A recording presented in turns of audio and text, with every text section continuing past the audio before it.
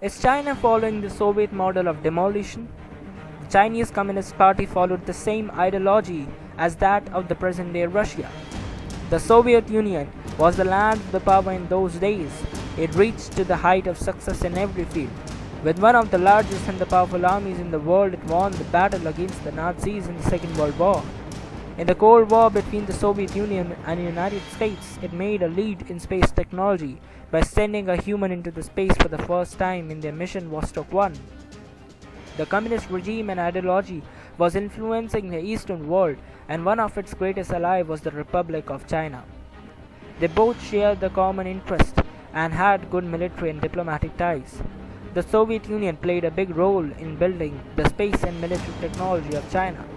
The Chinese deeply followed their Soviet style of politics.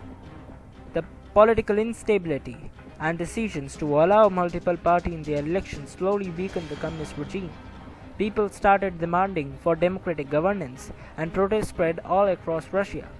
Mismanagement and supreme legacy of individual states led to disintegration of USSR into 15 independent nations. Economy was badly affected. Unemployment level increased and crimes became a part of their life. The new system of Russian government was born corrupt. Not only the land was split, what split was its resources and its ties with Europe as well. Eventually the collapse hurt the dominance of USSR in the world. After the collapse of USSR, China distanced its relation with Russia. The fallout of the communists in Russia had created an alarming situation for CCP.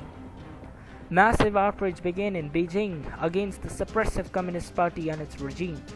The famous Taitami Square protest in 1991 in China was the call of pro-democracy and the end of the communist regime. But, in a fear of repeating the same mistake that USSR did, the CCP brutally suspended this protest.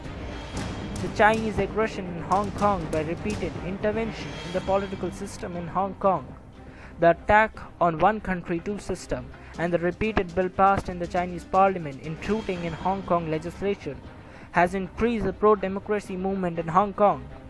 The Uyghur Muslim in Xinjiang province has started raising their voice against the violence and inhuman treatment which China does with them. Chinese aggressions are being countered from every side. Freedom movement in Tibet, it's now on its peak. The world is backing India in the standoff in Aksai Chin, and China has faced a global outrage on the Wuhan virus, which has killed thousands of people worldwide and shattered global economies. But the biggest outrage is shown by the people of China itself on the mishandling of the virus and also the lifetime term limit of President Xi Jinping. History will repeat itself. China will fall down as USSR. Thank you.